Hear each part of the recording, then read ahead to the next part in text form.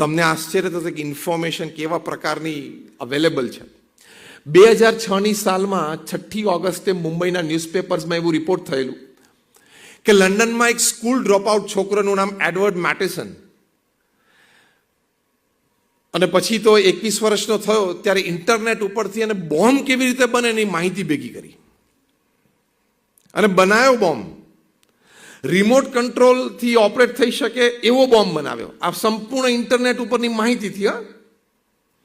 અને પછી એને ડાઉટ હતો કે આ ફૂટે કે ના ફૂટે.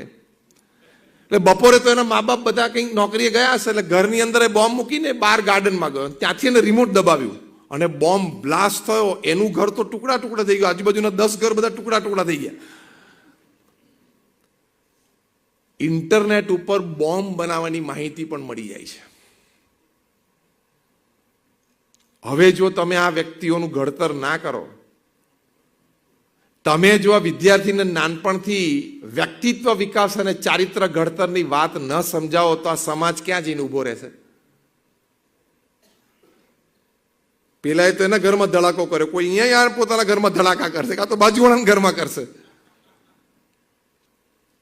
એટલે એનું ઘડતર થવું બહુ જરૂરી છે.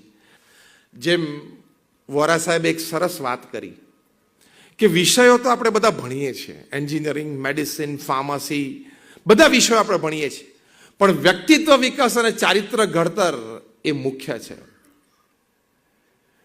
વિજ્ઞાન છે એ આપણને સ્વસ્થ માનવ આપે છે, અધ્યાત્મ છે એ આપણને સ્વસ્થ માનવતા આપે છે. આપણે બેયની જરૂર છે. Science can give you good humans, healthy humans. Spirituality gives you healthy humanity. એટલે આપણે વિજ્ઞાન અને અધ્યાત્મ બંનેની જરૂર છે ને.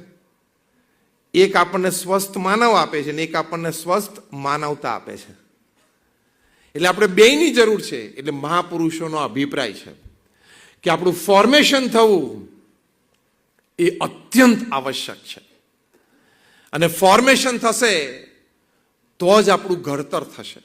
બાકી દુનિયામાં અત્યારે 30,000 વૈજ્ઞાનિકો દિવસમાં 14 કલાક એની લેબોરેટરીમાં બોમ્બ્સ અને મિસાઇલ્સનું R&D કરે છે.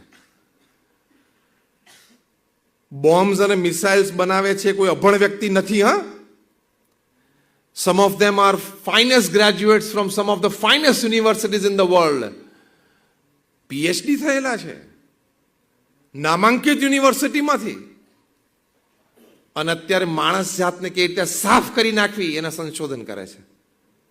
એનો મતલબ શું થયો કે એની પાસે ઇન્ફોર્મેશન બહુ હતી, એનું ફોર્મેશન નથી થયું. એની પાસે માહિતી બહુ હતી પણ એ માહિતીને જ્ઞાન અને શાણપણામાં એ પરિવર્તિત નથી કરી શક્યા, અથવા તો શિક્ષણવિદો એને કરાવી નથી શક્યા. એ 30,000 વૈજ્ઞાનિકોને મનુષ્ય જાત સુખી થાય એવા સંસ્કાર આપવામાં આવ્યા હોત તો કે તમે આવા સંશોધન કરો તો અત્યારે દુનિયા ઘણી બધી આગળ વધી ગઈ હોત. એટલે આ ફોર્મેશનની જરૂર છે, એટલે આ ઘડતરની જરૂર છે. Otherwise it is animal life. કૂતરા હોય, ગધેડા હોય, બિલાડી હોય, એમનામાં પણ લાલ લોહી વહે છે. એ પણ રાત્રે સૂવે છે, દિવસે જાગે છે, એ પણ ખોરાક લે છે, એ પણ બાલ બચ્ચા પેદા કરે છે, એનો પણ પરિવાર છે. અને આપણે પણ એ જ રૂટીનથી 70-80 વર્ષ જીવી જઈએ તો આપણામાં પશુમાં કોઈ ફેર નથી. It is a dog life, donkey life, cat life, monkey life. It is not a human life. એ મનુષ્યનું જીવન નથી. ફોર્મેશન થાય ને તો જ આપણે પશુથી જુદા મનુષ્ય તરીએ, બાકી પશુ જીવન જ છે. એટલે આપણું ફોર્મેશન થવું જરૂરી છે. તમે બધા જ એક વાત સાથે સહેમત થશો કે અત્યારે આપણી પાસે જેટલી શૈક્ષણિક સંસ્થાઓ છે એટલી ભૂતકાળમાં પૃથ્વી ઉપર મનુષ્ય જાત પાસે ક્યારેય નહોતી. યસ ઓર નો? અત્યારે આપણી પાસે જેટલા શિક્ષિત મનુષ્ય પૃથ્વી ઉપર છે એટલા શિક્ષિત મનુષ્ય પૃથ્વી ઉપર ઇતિહાસમાં ક્યારેય નહોતા. યસ ઓર નો?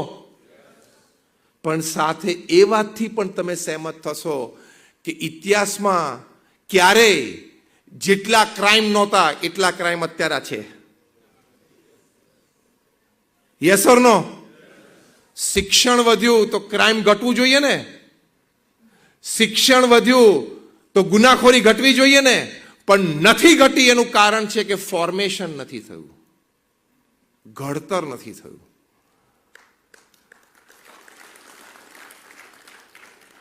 એટલે આપણે doctors, engineers, chartered accountants, company secretaries, MBAs ની જરૂર છે. પણ પ્રમુખ સ્વામી મહારાજ એક શબ્દ પ્રિફિક્સમાં મૂકતા, સારા ડોક્ટર, સારા એન્જિનિયર, સારા ચાર્ટર્ડ એકાઉન્ટન્ટ, સારા ફાર્માસિસ્ટ, સારા કંપની સેક્રેટરી, સારા MBAs, એની આપણે જરૂર છે. ખાલી પ્રોફેશનલ્સની જરૂર નથી, એથિક્સ લવિંગ પ્રોફેશનલ્સની જરૂર છે. એટલે આપણે એનું ફોર્મેશન કરવાનું છે. એટલે માહિતીને આપણે જ્ઞાનમાં પરિવર્તિત કરવાની છે અને જ્ઞાનને શાણપણામાં. એ ફોર્મેશન કહેવાય. From information to knowledge and knowledge to wisdom. દરેક માહિતી તમને શાણપણા સુધી લઈ જાય તો સમજવાનું કે ફોર્મેશન થયું. જો માહિતી તમને જ્ઞાન અને શાણપણા તરફ સુધી ન લઈ જઈ શકે તો એ માહિતી તમને જીવનમાં પૂર્ણ રીતે ઉપયોગી ન થઈ શકે. જો અત્યારે ગેજેટનો જમાનો છે, ઇલેક્ટ્રોનિક ગેજેટ્સ આપણે બધા જ વાપરીએ છીએ. અને જે જૂની પેઢી હતી, તમે લોકો બધા ભણ્યા ત્યારે કે આ બધા મોબાઈલ ફોન ને લેપટોપ ને ટેબ્લેટ હતું નહીં, પણ છતાં હવે તમે શિક્ષણ જગતમાં છો એટલે બધાએ થોડું થોડું પોતાના કાર્ય પૂરતું તો શીખવું પડ્યું ને, કારણ કે હવે આપણું જીવન બની ગયું છે. Digital gadget is the next blood. જેમ શરીરમાં લોહી વહે છે એમ કોઈ પણ ડિજિટલ ગેજેટ સાથે કામ કરવું એ આપણું એક સેકન્ડ બ્લડ થઈ ગયું છે. અને ખોટું પણ નથી. ડિજિટલ ગેજેટનો ઉપયોગ ખૂબ સારો છે, એનાથી આપણને ખૂબ લાભ થાય છે. એ ખૂબ સારું માહિતગાર વસ્તુ છે, એનાથી આપણું કાર્ય સુગમ થાય છે. એટલે ઇન્ટરનેટ વાપરવું કે ટેબ્લેટ્સ, ગેજેટ્સમાં લેપટોપ કે આઈપેડ એ ખોટું નથી, 100% સારું છે, 100% સારું. ઇન્ફોર્મેશન એમાંથી મળે છે, પણ ફોર્મેશન નહીં થયું હોય ને તો એમાંથી પણ બધી ખોટી વાતો શીખશે અને પ્રશ્ન આવશે. પ્રમુખ સ્વામી મહારાજને ન્યુયોર્ક એરપોર્ટ ઉપર એક પત્રકારે પ્રશ્ન પૂછેલો કે ટેકનોલોજી અને ઇન્વેન્શન, ઇન્ટરનેટ એ આશીર્વાદરૂપ છે કે શ્રાપ છે? ત્યારે પ્રમુખ સ્વામી મહારાજ બોલેલા કે વિવેકથી વાપરે તો આશીર્વાદ, વિવેક ચૂકી જાય તો શ્રાપ. આ ઇન્ટરનેટ ને ટેકનોલોજી વિવેકથી વાપરતા આવડે એને ફોર્મેશન કહેવાય. એ તરફ આપણે વિદ્યાર્થીઓને લઈ જવા છે. વિદ્યાર્થીને જ્યારે જરૂર હોય ત્યારે મા બાપે એને ટેબ્લેટ અને આઈપેડ આપવું જ, એ જમાનાની જરૂરિયાત છે, પણ સાથે એને વિવેક શીખવાડવો પડે. એ તો હું ઘણી વખત કહું છું, આ પેઢીનું નામ મેં ટચ સ્ક્રીન જનરેશન પાડ્યું છે. ટચ સ્ક્રીન પેઢી છે, કારણ કે એમ એને બધું ટચ સ્ક્રીન જોઈએ અને ટચ સ્ક્રીન અવેલેબલ છે.